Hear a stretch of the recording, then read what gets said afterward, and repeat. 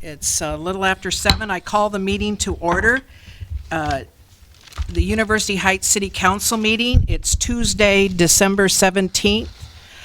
Thank you all for coming. There are 3 council present. Sylvia, Virginia, and Lisa, and Dottie and Nick are unable to attend tonight. Lori said she'd be a few minutes late. Lori Camira, the treasurer, will be a few minutes late. The first order of business is approval of minutes, November 12th, regular council meeting. They were circulated by Chris. Are there any additions or corrections? Let's see, I don't say that. Hearing none, the minutes are approved by unanimous consent. Now we're going to have a public hearing. I call to order the public hearing regarding the 2020 Olive Court Improvements Project. Anybody from the public would like to speak, please step up to the microphone and you can speak to the council. Okay, I don't see any interest in speaking. I close the public hearing. And so we have consideration of resolution number 1951, approving and confirming plans, specification, forms of contract, and estimate of cost for the 2020 Olive Court Improvements Project. Is there a motion? I'll make the motion. Motion by Lisa. Is there a second? Second. Second by Virginia. Okay, discussion. Josiah, would you like to say a few words, or? I certainly can. So this is the rebid of the project from last year. The scope of the work is the same. I included some notes there in my report. If we go out to bid, we'll get bids back mid-January next month, and then you'd be ready to take action in February meeting to award a construction contract, which wouldn't start until March anyway, weather-wise. So the other thing to note is that similar to last year, there's a bid alternate. There's some water main work above and beyond what we'd have to do, and that's in coordination with Iowa City, so they would pay for the cost. And I know they're doing gas lines right now. That's correct. Yep. Mid-American has gas lines to move, and since the project got delayed, they actually are getting it done this year, which is great. Are there any questions for Josiah? Okay. Are estimated costs still at about 485, or was it 385? I don't know, but I just want to know if you have any new cost estimate projections. Yeah, the base bid cost was 482.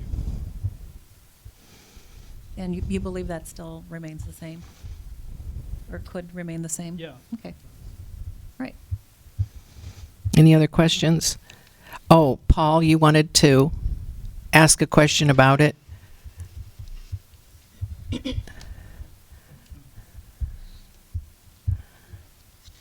Paul Moore, 1006 Melrose Avenue.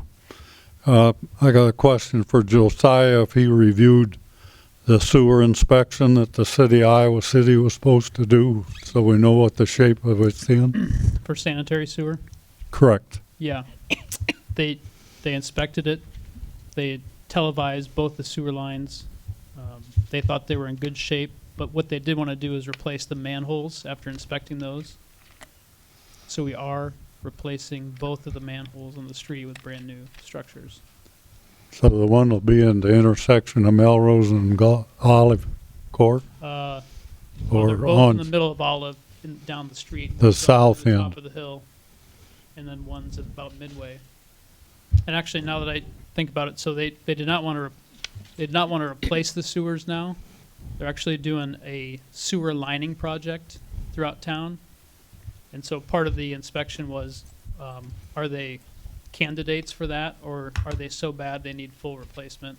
And so they decided they match what they've done in other sewers. So in coming years, they do a lining.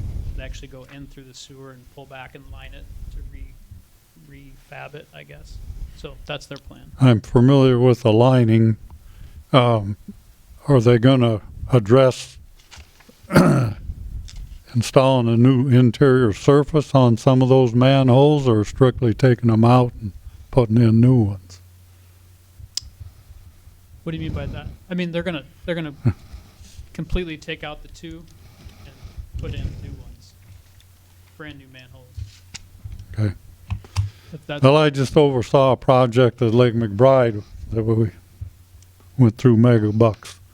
But we left our manholes in place, but they just put a machine in there and it sprays a concrete lining all the way around and all the way up to the top.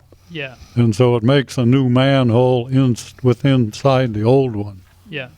And that so- can be done sometimes, but the condition of these ones were bad enough that they couldn't line it. Okay, So they're replacing those, but they can line the main trunk line. okay. So, All right, thank you very much. yep. Are there any other questions? Okay, roll call vote. Casada, Aye. Moore, Aye. Miller, Aye. carried. Okay, now we have public input. Would anyone like to speak to the council at this time? Okay, we'll go on to streets and sidewalks. Josiah, do you want to go through some of your engineer report? Yeah, the only other thing I wanted to mention was, we did resubmit the funding app between last meeting and this month, so that is, again, the urban water quality portion of the project through the Iowa Department of Agriculture. So that includes an $80,000 funding request, which is in line with how they had us calculate that number. If you recall from last time, this is a pre-application, so it's sort of like first cut. We'll find out if we make the next cut in January, and if so, then it's like a full application. So that's undecided yet, but submitted. And then the other thing I noted on here, there was some discussion about streetlights. And Mid-American could add streetlights to that street. Oh, right. They have a streetlight addition form that the city typically fills out for something like that, and we can do that at any time. Last year, there was discussion about doing it in coordination with the project. There is one light on that street at mid-block, which is very typical for local streets almost everywhere around here. But we could add more, and we looked at adding more. My suggestion is maybe we have the street built, because there'll be new trees and new landscaping, will have a new feel. Let's have the one replaced, and then sort of reevaluate it, just so we're not making choices on the old corridor. So if there's a strong thought about that, we could readdress it in January. Obviously, there's time to do that. You had an option where council could do either a wood pole or a cement pole. Keeping in mind the Melrose improvements that are coming down the pike, which of the two would you recommend? I'd hate to invest in a wood pole only to have it turn into a concrete pole Yeah. within 2 years. Yeah, and that's in here. Yeah. It's like 700 more per pole to do a. Right. So how many But, poles are we Metal talking pole. about, and what would you recommend? Well, we were going to replace the one. Mm-hmm. And That's then one. we talked about adding at least one more. Mm-hmm. That's as an two. option. But now that you mention that, because we were talking about that, would they match the lighting from the Melrose project? Or would they be in somewhat in keeping with that Yeah, lighting? and the answer was not necessarily. Mm. So So- maybe that's another reason we replace the one that we have, and Just then keep it at that with a wooden pole, which is the cheaper option that we can, yeah, I mean, remove. That's Yeah. what's everywhere in town. And I suppose once we get to Melrose, if there's a certain fixture, we might be able to roll that in so it matches. Is what I think you're getting at. right. So do we need to adjust the motion to adopt that, or what are you proposing for council to do? Well, my proposal is we just replace the one that's there as the plans show, As the plan show, okay, so I'll motion that And we then we- adopt and then we as the plan show with further consideration of other improvements to lighting as the Melrose project approaches. well, I'm just in my report right Oh, okay, now. Yeah, I was just making that comment. okay, I just thought we needed a motion to get that one done and over with. Okay, very good. Are there any questions Okay. for Josiah? Any other questions? Okay, thank you. Mayor's report. First of all, I want to announce if any interested citizens want to work on committees or boards for the city, please contact me. I've had a few people contact me already, but we have several committees, so contact me and I'll discuss them more with you. Then I also want to discuss that this year we're doing the Linda Severson Challenge, Charity Challenge with the MPO, and we're once again doing the Ronald McDonald House, and there's a wish list, and I don't have the box right in here, but I'm going to go over the wish list a little bit. You can go online and look at it, and I think Lisa's going to put it on the website of the charity that we're doing. I haven't written anything up, but there's household items that they need. It's not just like a food bank. It's specific things they need, like detergent, dryer sheets, cleaning supplies, postage stamps, diapers,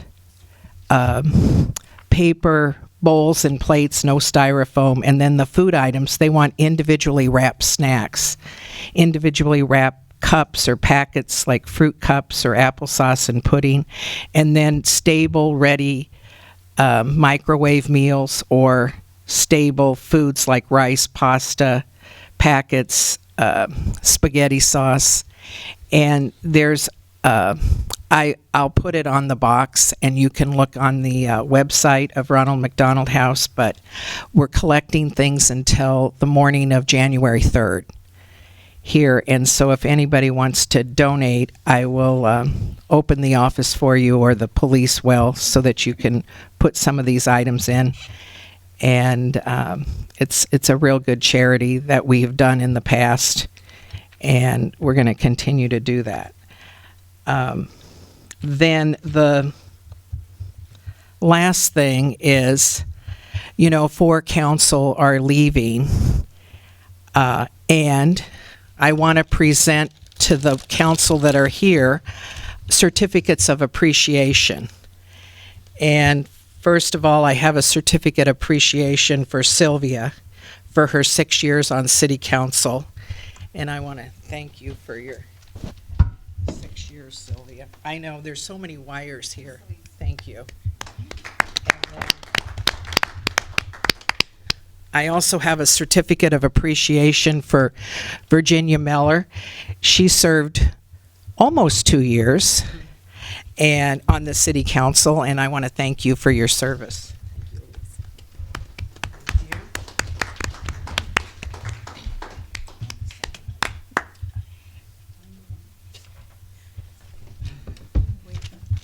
I have certificates for Dottie Maher for 4 years of her service on City Council, and I have one for Nick Herbold for his 2 years of service on City Council. And I will give them to them later. And so join me in thanking all 4 members for their service.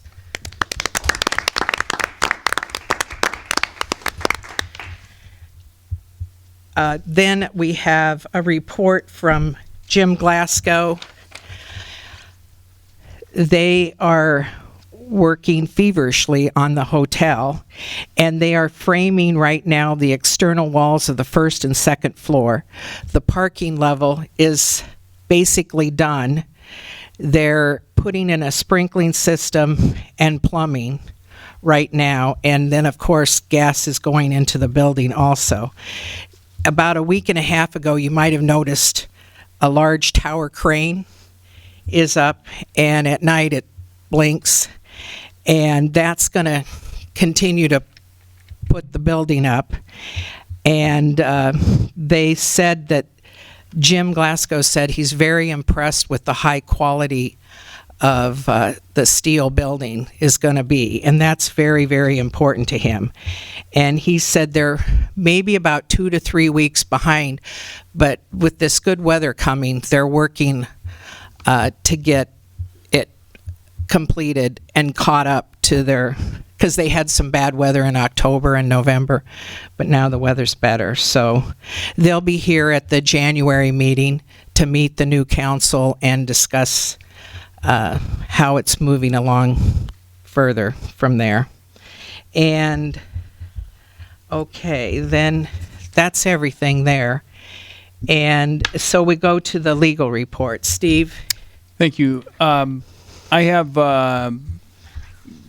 your consideration of Resolution 1953, which concerns extending the deadline for completion of improvements at the 24 Olive Court property. I think I explained what Steve Gordon had explained to Virginia in my legal report. Steve's here, but that's what 1953 does, is it extends that deadline for completion. I motion adoption of Resolution 19-53. I'll Okay. second. Motion by Virginia, second by Lisa. Discussion? Roll call vote. Moore. Aye. Miller. Aye. Casada. Aye. Carried. And then, I guess that's all. I didn't Right. see that the agenda switched. Yeah, sorry. Okay, thank you, Steve. Are there any questions for Steve? He had a longer report that he sent us. Okay, now we go to the clerk's report. Chris. Clerk is still trying to write. Sorry. Sorry. That's okay. I sent out my updated building and rental permit spreadsheets along with my clerk report. One item on there to comment on. We had the city examination last Thursday. It went very well. We had anticipated a full day of bonding with Steve Olson and the crew, and it was over in 4 hours. And I kept wondering why they were not going to lunch. So very happy with that. We put a lot of effort into having all the documentation ready to answer all the questions. So I expect the report sometime in July or February, depending on how quickly. January, February. What did I say? July. Well, that too. July would be nice. It would be warmer. January and February. Thank you. I do the same thing. So as I hear more, I will share with the council. But Good it went work, very Chris. well. Thank you for that.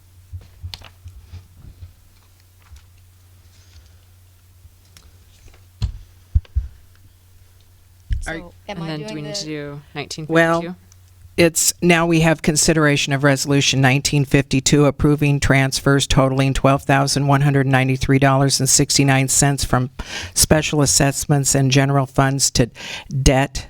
That's supposed to be debt service fund for debt payments not financed by the debt service levy. And Steve had that explanation in his report. But more importantly, that also stems from the fact that it was pointed out in the audit that we needed to obtain these types of resolution approvals prior to these transfers. So I think this is the start of formalizing a process that should be relatively easy. So I motion adoption of the resolution. Okay, motion by Sylvia, Second. second by Virginia. Any further discussion? Roll call vote. Miller, Aye. Casada, Aye. Moore, carried. Okay, I see Lori's here, and Lori sent the treasurer's report and the list of warrants. Are there any additions or corrections or discussion about any of the warrants? Hearing none, the warrants will be paid by unanimous consent. We'll go on to the police chief's report. I see Troy sent it tonight.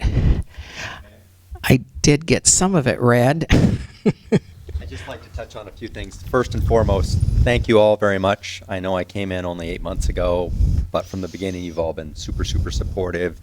When I've asked for guidance, oftentimes you've kicked that back to me. But anyway, I appreciate everything that you've done. And it goes beyond just hiring me. You've been supportive of the staff I've hired. I cite Ordinance 235 as an example of work that you've done in the community, in the community protection law enforcement realm that is, I mean, when I talk with the NAACP representatives, it's visionary, really. So anyway, thank you for all of that. City-issued keys, thank you, Virginia, for turning yours in already. I'm told that I am the keeper of keys, and I would like to try to collect them back so that I don't have to make more key duplicates to hand out to incoming council. So if you have them tonight, great, and if not, I'll make arrangements to collect them. I'd like to skip down to item D.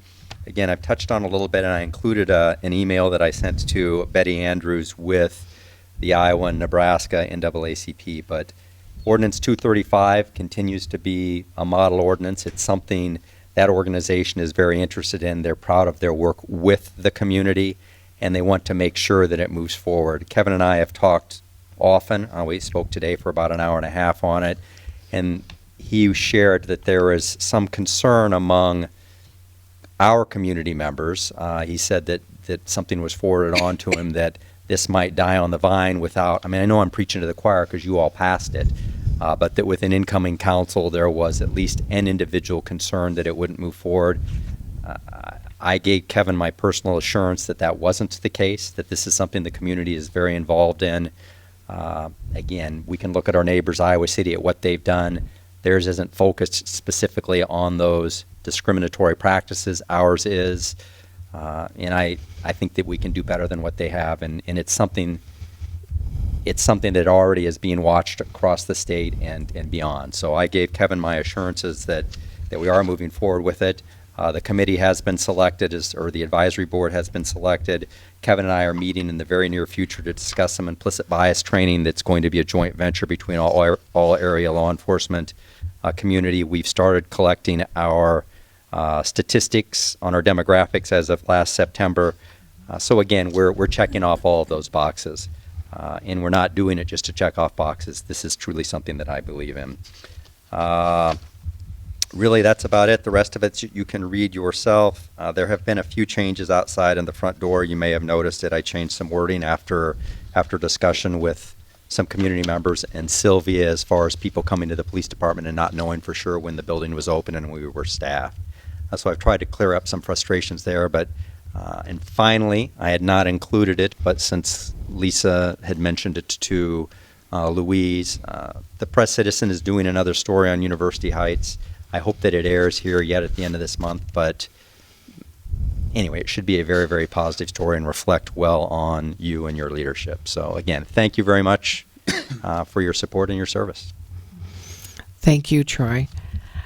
Chief Kelsey, I have a quick question. Can you circulate to council the applications received for the CRB, the Citizens Review Board, members of the community that applied for that position? Sure. I gave them all to Chris, and I mean, I certainly can if that's the direction. I have that email that I Just didn't know who sent to was you. holding, who was the keeper of those applications. So Chris, I'll just make a formal request for them now.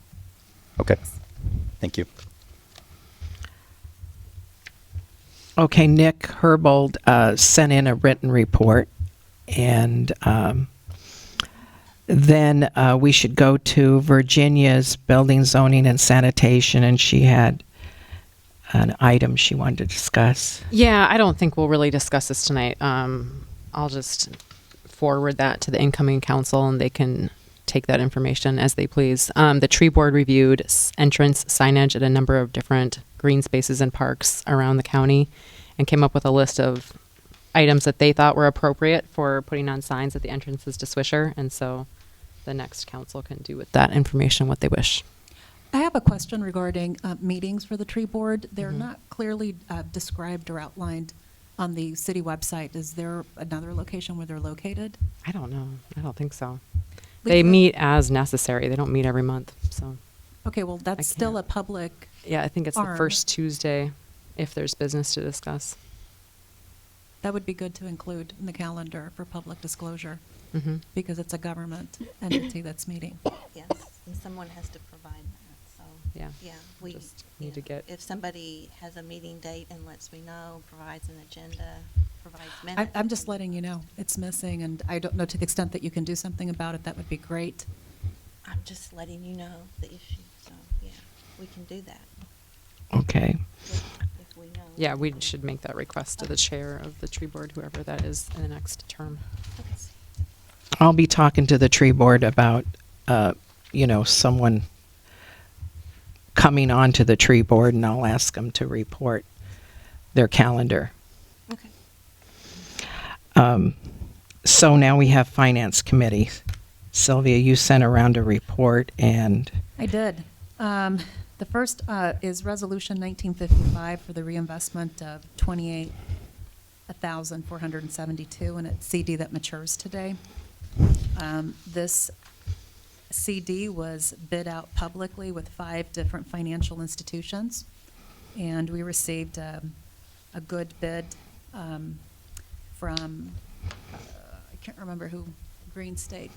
Is it Green State? Yeah, Green State Credit Union for a term of 19 months with an annual rate of 2.25. And so I recommend that we adopt it. It's the best offer that we had. And the clerk has a copy of all bids that were received for the record in case anyone wants to make a public request for that information. Okay, that's a motion by Sylvia. Is there a second? Second. Second by Virginia. Discussion? Roll call vote. Casada. Aye. Moore. Aye. Miller. Aye. Carried. And then you have first consideration of ordinance number 243. That's right. In October, we had the first discussion of ordinance 243 amending the urban chicken ordinance. It was not a situation where there was fiction or misinformation. It was an actual family that requested that. So it was well-spent taxpayer dollars to discuss a policy that was relevant to the use of property in University Heights. So tonight you have a proposed version of this ordinance, and if we're all prepared, we should have all read it. I am not in support of this ordinance. It is probably the more stringent ordinance in the county of Johnson County for urban chickens. And in part, that comes from the fact that urban chickens now have to have property consent from all neighbors, plus setback requirements. That's a brand-new policy direction that University Heights created as a consensus when this urban chicken ordinance first came under review. We are making it so hard to keep urban chickens with those setbacks that fundamentally by adding the consent requirement, you're just shutting out everybody from accessing, reasonable use of their property. So unless we're able to remove that section of the urban chicken ordinance where the setbacks of 15 feet are required, then I'm happy to support it. But as written, it is stringent. It is a crazy urban chicken regulation, gives more protections to these chickens than any other city in Johnson County right now. And that's from my personal research and recollection of Iowa City, Coralville, Marion, and some of the other communities that have, and Cedar Rapids as well, that have urban chickens. So Steve, if you can read or identify the section of the urban chicken that has a 15-foot setback, that would be great. I think it's section 4D or 4E of the ordinance, and I don't have that with me here tonight. But I'd like to amend the ordinance tonight to strike that. Is there a and leave motion the for any of consent this? So you want to move for first consideration with certain, with just that modification that we remove the 15 15-foot feet setbacks. setback and require There it is. approval by It's neighbors? 1, 2, 3. It's the fourth line item. It says, I understand the enclosure shall not be, shall be located in the rear yard and placed a minimum of 15 feet from property lines. That's the crazy ultra advanced So- urban chicken protection. So that was part of the ordinance when this was adopted back That's in correct, but 2017. I'm saying that was generated as a policy issue. It is not tracked by any other city in Johnson County Well, that has urban chickens. What's attached to ordinance 243? And I'm suggesting that we strike that reference to setback requirements and What- standardize the ordinance to what Iowa City and the other cities that you researched have. None of those cities that you researched have that 15-foot for property line requirement. So in 2017, you wrote this ordinance, I didn't. That's right. So I And didn't wrote put it without I didn't requiring put consent. I didn't put No, but you 15 feet in researched there. it, right? You researched it most I recently. researched the consent issue. So okay. what's before the council tonight and what's up on the screen tonight is ordinance 243, That's and right. what's up there right now is the checklist. Okay, Right. the So- checklist incorporates items from the existing ordinance and items from the proposed ordinance. But if you want to, if the council wants to adopt or to change the setback, you've got to change, not just the checklist. You got to change the ordinance, and that's not before the Right, council. and I'm saying, who pulled this ordinance up? Is this you, Chris? I'm pulling from what was sent to me. Oh, okay, then we don't have the ordinance, and it's section 4 of the ordinance, 4E or 4D, one of those clauses in the ordinance. It has a requirement that the chickens be placed 15 feet away from property lines. That is a University Heights unique item, and I'm willing to negotiate that away, otherwise I can't stand by this ordinance tonight. Can she make a motion with that removed, Steve? Well, that's not what's before that's not in the proposed revision to the ordinance. Oh, what's been on the agenda, that's not, Well, right, and I don't know, I mean, I haven't looked at the existing ordinance to see what needs amended. It's just one clause, and Well, that it's clause at least one repeats here in clause. the consent. I'm not sure it's just one clause. It may be, I don't know. It had to deal with the enclosures. Oh, no, I don't have it.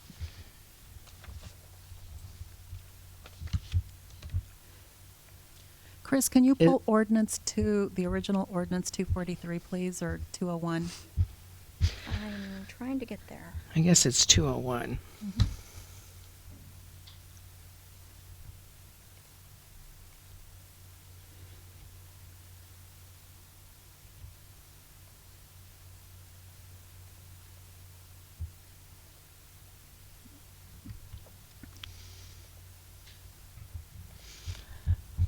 It's coming, it just takes a minute. Oh, here, she's got 201. So it's section, I think it's 6,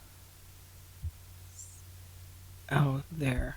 Enclosures 4. 6 4D, 4 or- C, 15 feet from the property line. mhm.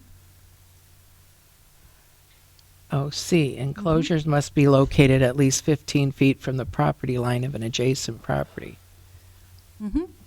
And that was created as a compromise with that council group, in addition to other compromises that were negotiated.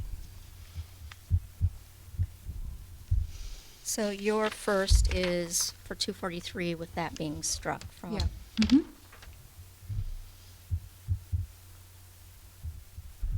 I'm not really sure the council's given notice that it was going to amend this ordinance in this way. I suppose you could do it on a first reading if that's what you wanted to do, but that's not been the council's practice. I mean, the agenda item just says it's going to modify the consent issue.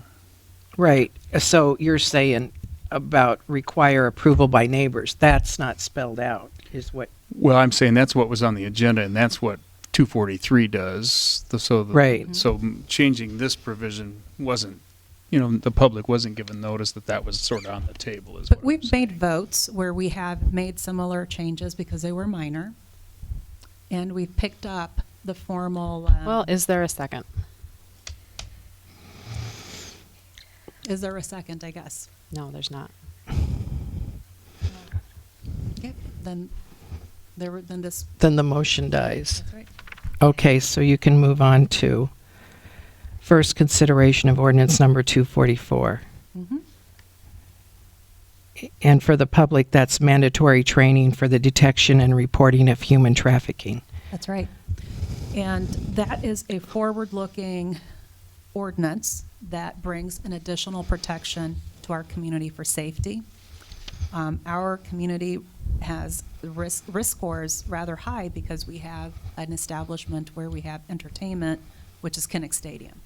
And we have a number of information to stand by, a proactive, preventative, forward-looking measure to say that where you have athletic functions there and hotels that are nearby, there is generally some connection that can be found with human trafficking.